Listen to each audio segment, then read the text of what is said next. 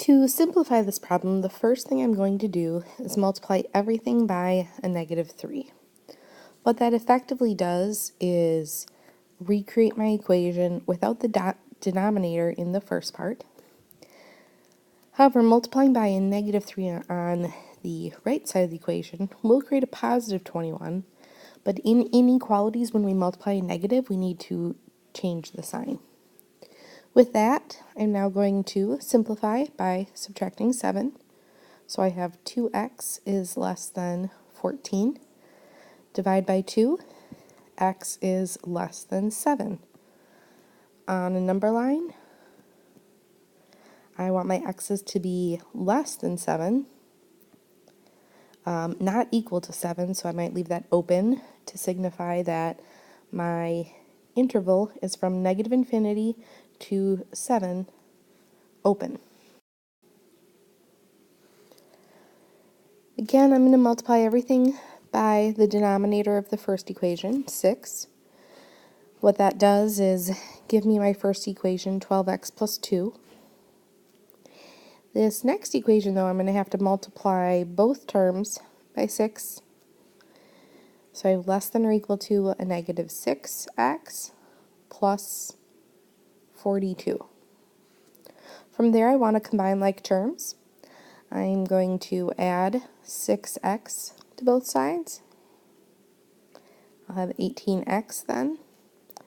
I'm going to subtract 2 from both sides. So I'll have 18x is less than or equal to 40.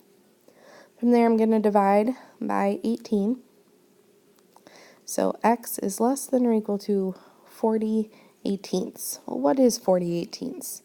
I notice 40/18 can both be divided by 2, getting 20/9. Well, 9 goes into 22 times. That would be 18/9 with a remainder of 2/9. So I have x is less than or equal to 2/9. In interval form, I would see that I would start at -infinity up to 2 and 2/9, and because it's equal to, I'm going to give it a bracket.